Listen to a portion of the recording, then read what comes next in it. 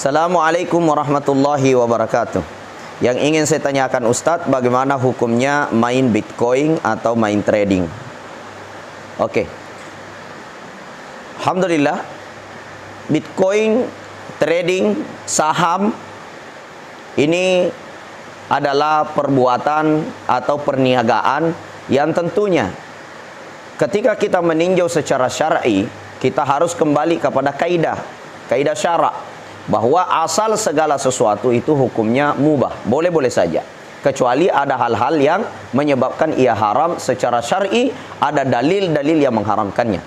Nah, kita kembali kepada forex, Bitcoin ya.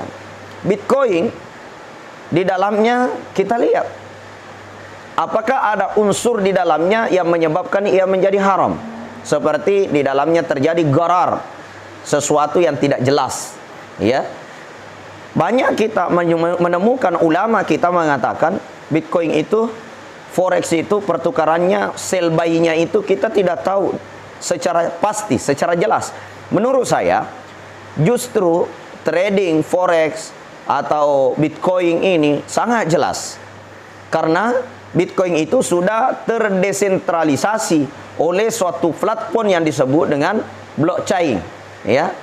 Blockchain ini membaca semua kegiatan pertukaran dari semua cryptocurrency, semua jenis mata uang digital di dalamnya, yang menurut saya justru lebih jelas daripada mata uang suatu negara. Seperti umpamanya ada suatu negara ya, kemudian mata uangnya itu hanya tersentralisasi kepada satu induk bank ya. Akan tetapi dengan cryptocurrency ini memiliki satu buku besar yang disebut dengan blockchain ya. Itu semua keluar masuknya cryptocurrency seperti Bitcoin, Doge, Ethereum, USDT, semua itu terbaca Pak, sekecil apapun di seluruh dunia. Makanya bagi saya dia terdesentralisasi dan tidak bisa dihacker ya. Jadi Bitcoin itu digunakan untuk yang baik atau digunakan untuk yang tidak baik, di situ halal dan haramnya. Nah, tapi pada hakikatnya Bitcoin itu adalah bentuk kupon digital atau bisa disamakan dengan suatu voucher ya, voucher digital. Nah, dan biasanya ada juga yang mengatakan dia haram karena kita jual beli apa di dalamnya ya, kita hanya jual beli angka-angka saja, tidak ada barang katanya. Nah, jadi karena tidak adanya barang sehingga dinyatakan haram. Nah, kalau kita mau mengatakan tidak ada barang, ini juga sangat keliru. Karena cryptocurrency itu sendiri adalah barangnya bentuk digital. Ya, bisa diartikan sebuah kupon yang memiliki harga yang sangat fluktuatif dan juga harganya sangat bagus untuk disimpan. Seperti halnya ketika kita menyimpan emas. Ya, ketika turun harganya kita beli, ketika naik kita jual, nggak ada bedanya. Iya. Kalaupun dikatakan mana barangnya, kok bentuk angka-angka saja, 1 Bitcoin, 2 Bitcoin hanya bentuk angka-angka. Coba kalau kita ibaratkan seperti pulsa, pulsa itu juga cuma angka-angka. Ya, ada nggak barangnya pulsa itu? Nggak ada. Dikirim ke HP hanya 10.000, nilainya 20.000, dipakai nelpon habis. Mana barangnya? Nggak ada. Dia hanya bentuk voucher, bentuk angka-angka saja, bentuk nilai saja. Nah, maka dengan nilai hari ini, perkembangan teknologi, perkembangan zaman, yang mana semuanya serba digitalisasi, maka hakikatnya bagi saya kita harus mencari fakta dulu, di mana letak ketidakjelasannya, di mana bentuknya tidak ada barang, karena barangnya jelas, memiliki nilai yang jelas. Berapa harga 1 Bitcoin, bisa naik dan bisa turun. Apa yang menyebabkan naik sesuai dengan pertukaran masuknya dan pertukaran keluarnya. Iya, jadi semua jelas. Justru tidak ada yang tidak jelas di dalamnya.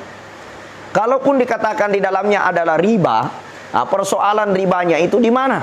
Ya, sedangkan kita hanya membeli sebuah voucher atau kita membeli sebuah aset digital yang biasa kita sebut dengan cryptocurrency, yang ada istilah Ethereum, ada namanya e-money, ada namanya USDT, macam-macam. Ada namanya Bitcoin, ada namanya Bitcoin Gold. Ketika kita beli, kemudian kita simpan aset digital ini. Kemudian pada saat harga naik kita jual, harga turun kita beli, di mana letak haramnya dan di mana letak ribanya? Nah, jadi untuk saat ini saya belum menemukan fakta yang di dalamnya yang menyebabkan Bitcoin itu menjadi haram. Karena kenapa? Yang menyebabkan para ulama nasional maupun ulama-ulama internasional menyatakan Bitcoin itu haram karena tidak jelas, maka ketidakjelasannya di mana? Kemudian yang kedua, yang menyatakan dia tidak ada barang, hanya bentuk angka-angka saja. Lalu bagaimana orang jual voucher listrik? Bagaimana orang yang jual voucher HP? Bagaimana dengan orang yang menjual kupon yang memiliki nilai dan harga? Seperti bank menjual sebuah kupon, kemudian dihadiahkan mobil ketika kuponnya terkumpul banyak. Padahal kupon itu bukan sebuah barang, hanya mungkin dikerikan saja nilai-nilai kupon berbentuk angka-angka saja. Lalu begitu juga dengan aset digital ini. Itu barangnya adalah bentuk digital.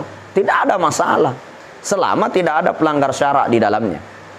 Kemudian bicara forex, saya melihat semua bank itu terintegritas dengan sistem saham dan forex, ya, mengikuti bagaimana perkembangan uang mata uang naik turun seperti euro, dolar, bagaimana pertukaran dari rupiah ke euro, dari euro ke dolar, dari dolar ke euro. Itu semua bank Pak terintegritas situ. Makanya orang semua yang menyetor uang di bank, ya, semua orang yang menggunakan bank sentral apapun itu, maka mereka semua tergolong daripada orang-orang yang ada indikasi bersama dengan forex. Maka kalau begitu, saham dan forex juga menjadi haram, maka seluruh bank itu ikut berperilaku haram. Kenapa? Karena semua bank terintegritas dengan sistem trading. Maka dari itu bagi saya belum menemukan hal yang bisa menyebabkan forex secara mutlak itu haram, Bitcoin secara mutlak itu haram. Akan tetapi siapa yang menggunakan forex, siapa yang menggunakan Bitcoin, siapa yang menggunakan trading itu, entah trading itu digunakan dengan trading cara syar'i, ya, dengan sistem bagi hasil mudharabah yang syar'i, atau dengan cara ribawi.